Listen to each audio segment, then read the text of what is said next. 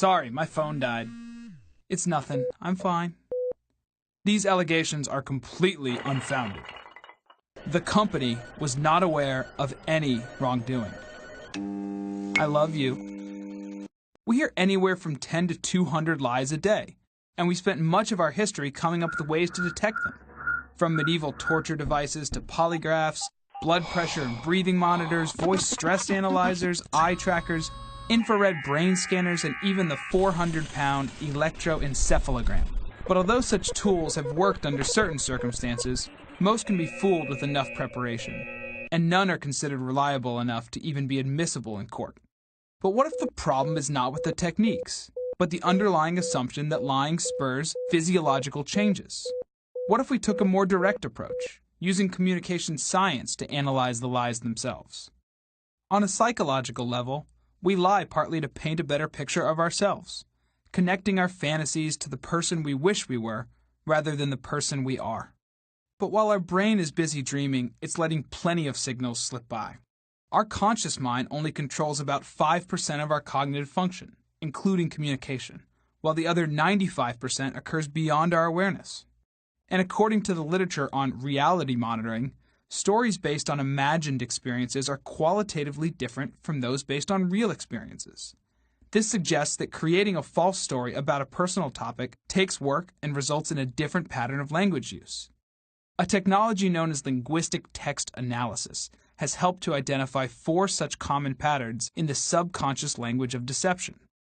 First, liars reference themselves less when making deceptive statements. They write or talk more about others, often using the third person to distance and disassociate themselves from their lie. Which sounds more false? Absolutely no party took place at this house, or I didn't host a party here. Second, liars tend to be more negative, because on a subconscious level, they feel guilty about lying.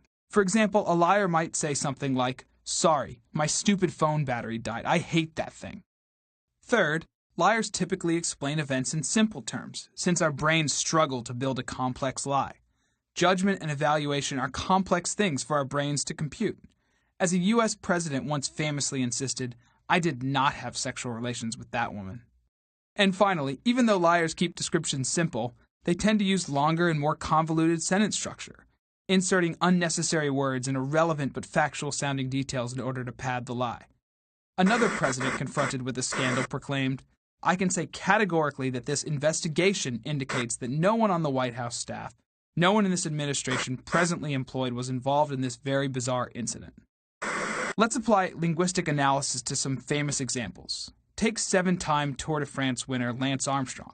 When comparing a 2005 interview in which he had denied taking performance-enhancing drugs to a 2013 interview in which he admitted it, his use of personal pronouns increased by nearly 3/4. Note the contrast between the following 2 quotes. First, "Okay, a guy in a Parisian laboratory opens up your sample, Jean-Francis so-and-so, and he tests it.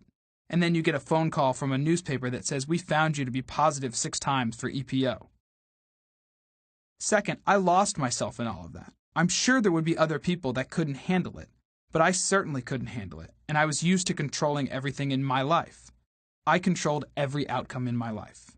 In his denial, Armstrong described a hypothetical situation focused on someone else, removing himself from the situation entirely. In his admission, he owns his statements, delving into his personal emotions and motivations. But the use of personal pronouns is just one indicator of deception. Let's look at another example from former Senator and U.S. presidential candidate John Edwards. "I only know that the apparent father has said publicly that he is the father of the baby. I also have not been engaged in any activity of any description that requested, agreed to, or supported payments of any kind to the woman or to the apparent father of the baby." Not only is that a pretty long-winded way to say, "the baby isn't mine," but Edwards never calls the other parties by name, instead saying, "that baby, the woman, and the apparent father." Now let's see what he had to say when later admitting paternity. "I am Quinn's father. I will do everything in my power to provide her with the love and support she deserves." The statement is short and direct, calling the child by name and addressing his role in her life. So how can you apply these lie-spotting techniques to your life? First, remember that many of the lies we encounter on a daily basis are far less serious than these examples. It may even be harmless. But it's still worthwhile to be aware of telltale clues like minimal self-references, negative language, simple explanations, and convoluted phrasing. It just might help you avoid an overvalued stock, an ineffective product, or even a terrible relationship.